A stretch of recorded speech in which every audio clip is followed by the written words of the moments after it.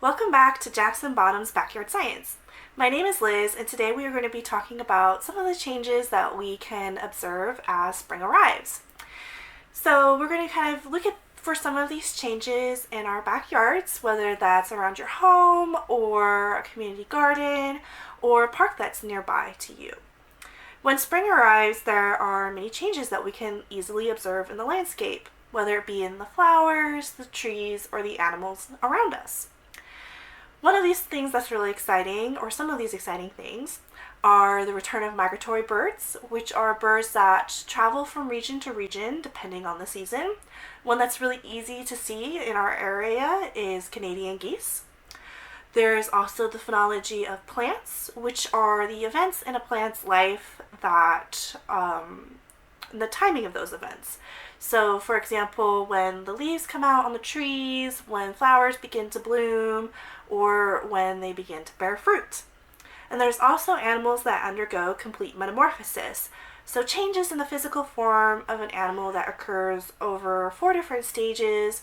We see it in mostly in insects, but also in frogs.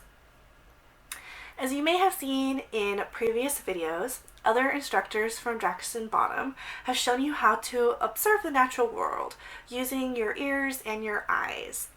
We are going to take those skills today to focus on one particular animal, which are frogs, as they undergo complete metamorphosis as part of their life cycle.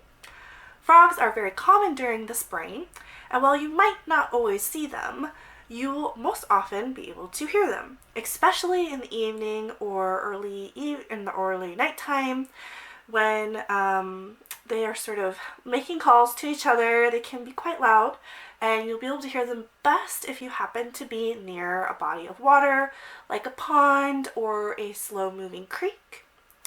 So first we're going to kind of briefly discuss the 4 different stages of a frog's life before we look at doing some fun frog-related activities and crafts that you can do at home. So, frogs undergo several phases throughout their life as they grow to maturity, just like humans do. They grow in size and change in shape, but these changes can be very dramatic. So, in the first stage, frogs begin life as an egg, laid by their mother in a still body of water, typically a pond. Frogs grow in their eggs for between 6 to 21 days before hatching as tadpoles. In the second stage, as tadpoles, they live in their aquatic homes, and they look much more similar to fish than to adult frogs. They don't yet have legs, and instead have a tail to help them swim in the water. The tadpole has gills, so it can breathe underwater. The tadpole will continue to grow and develop, beginning to grow its 2 hind legs, and soon lungs start to form, so the tadpole can eventually leave the pond and breathe on land. At stage 3, as froglets, the juvenile frog will begin to grow its 2 front legs. There are nutrients stored in the frog's tail, so as the froglet grows, the tail decreases in size as it's using up those nutrients. This means that the frog doesn't necessarily have to eat as it's growing, but it might eat algae or plant matter from the pond. Although still small in size, the frog is now ready to live on land. It can now hop and jump and be able to explore its new life out of the water. Stage 4, as an adult frog, the frog's tail eventually disappears entirely, and it will begin to eat insects rather than algae and plant material. It will still take the froglet 2 to 4 years to fully reach adulthood. Once fully mature, the adult frog will be able to lay eggs of its own, and the cycle will begin anew. So we have 2 frog-related activities that you can do with a parent or anyone who lives with you at home. They don't require too much materials. For the first one, lily pad hopscotch, you can use basically anything to create the lily pads, paper plates, paper bags, pieces of paper, even just, really brightly colored leaves that are easy to spot. And you place them in sort of a random pattern outside that is still easy to jump to, and you have to be like a frog and jump from lily to lily and see if you can cross your pond on the ground. And if you can, then maybe on the other side, you can turn around and try to make it back to the other side.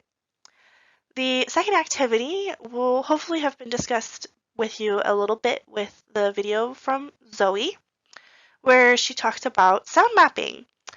And so you'll be able to sort of sound map the frogs that are near you home.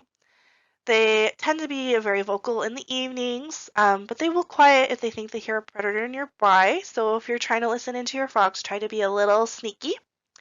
And I'm going to give you a little brief recording of some frogs from near my home so you can get an idea of what it will kind of sound like and what you will try to sort of maybe look for to create your sound map.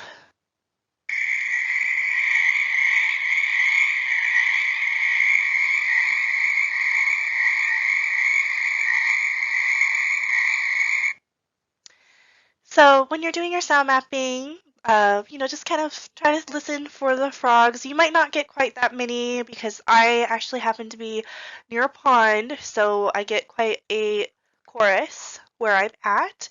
You might just get one or two who are just kind of calling back and forth to each other. Make sure, especially if you're going to do it in the evening, to always have an adult with you so that you can stay safe.